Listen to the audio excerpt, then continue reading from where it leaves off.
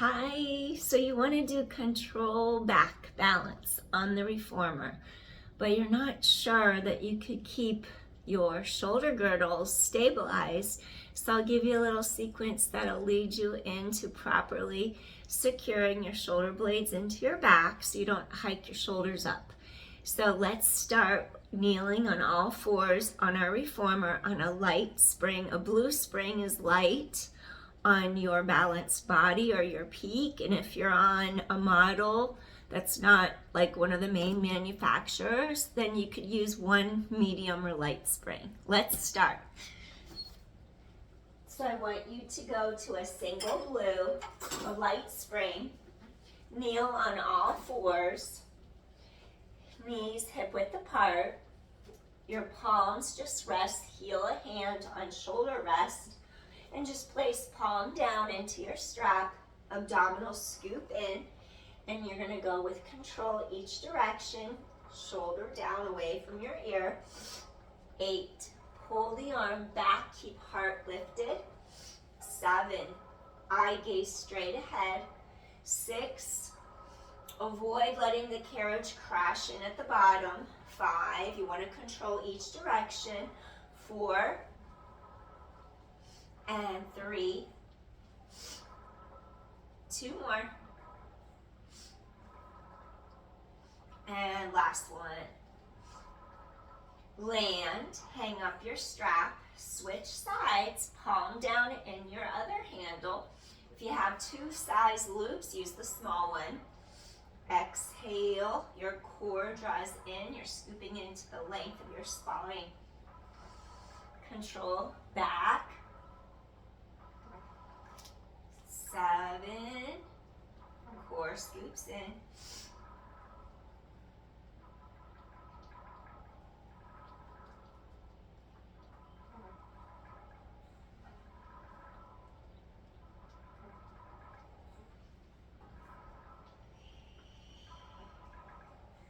'Keep breathing, exhale, inhale. 2 more. Last one. Land your carriage. We're going to go a little heavier. Go to a heavy spring now, or heavier. I'm on the lightest one, so now I'm going to red medium. If you're on your light, go to medium. If you're on your medium, go to heavy. So you're still kneeling, but take one step right in front between your 2 shoulder rests, and then you're going to lift your heart up off your thigh.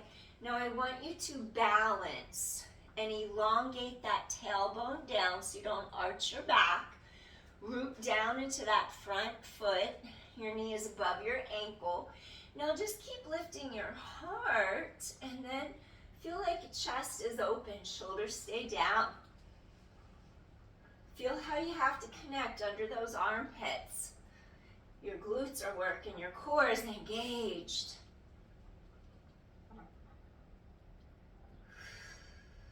Control home. Lift heart.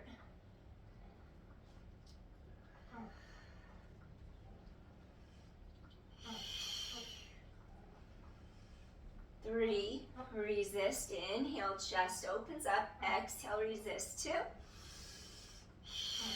and last one. Take your foot back, take your other foot forward. Now remember to root down, ground down into that front heel, knee above ankle, and you're going to feel your glutes engage, your tailbone lengthens. Now keep chest lifted, heart lifts. Shoulders need to stay down and back. Rise up the spinal column through the top of your head so you don't sink into that knee that's touching the reformer. You have to keep rising up.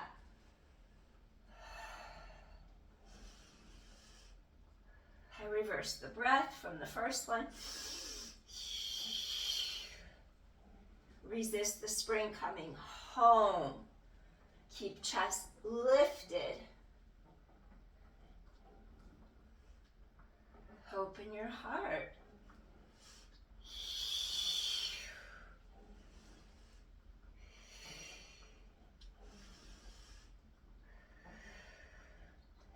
last one. Land your carriage, hang up your straps. Okay, we're gonna lift our foot bar up. If yours has a locking mechanism, go ahead and lock it. If you have 3 tiers adjustments, go to center or in the middle. I have an older machine, so it has high and low. I'm on high. So we're gonna go to a spring and a half, a red and a blue. And then before I take you there to control back balance, come and sit at the front of your reformer, and then we're gonna do a little test. We wanna make sure that you avoid losing the connection in the middle back. Your shoulders need to stay down, heart needs to lift, and then you're gonna unweight the shoulders by pressing the palms of your hands down directly onto your carriage wood frame. And as you press down, walk your feet forward. So ideally, your knees are gonna be right over the ankles, and then you're gonna lift up and just hover like this. Squeeze your inner thighs together. And you wanna be able to hold yourself up without sinking into the shoulders. Push down into your palms, you're strong. You're standing into the palms, shoulders are down and back. And then you come in one more time, making sure your shoulders are in the right alignment, up, down, back, away from ears. Create open spaciousness. Now lift your heart, palms firm on your frame. Now just lift and hold. Feel your inner thighs pull together. Your glutes are engaged. Lift up your hips. And when you're in the right spot, it's like you're lifting. Neck is long. Lift up through top of head. Chest open. You could just hang out here, and it won't hurt your shoulders or your wrists. That's when you know you're in the right spot. So you're going to come back in. Okay. Now, a lot of times, the issue is in the wrist. And then the reason why the issue is in the wrist, just overuse syndrome.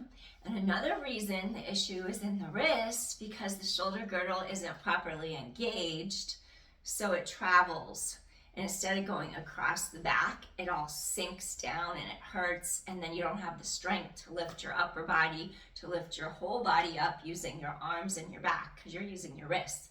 So I'm gonna have you, when we do the exercise, we're gonna approach from a standing position, like hand, hand, foot, foot, but I wanted to have you do one more practice.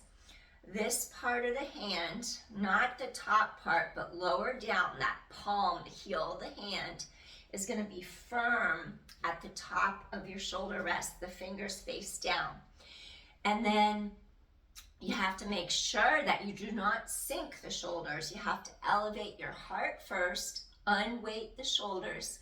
You have to connect from under the armpits. Now this first one, your shoulders are down and back. If you have a sturdy frame that you could walk your feet against, that's what I want you to do.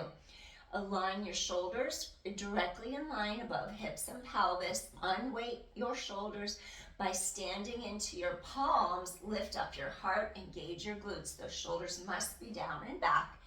And then I want you to be able to lift yourself up and hold like you did on the edge of the reformer.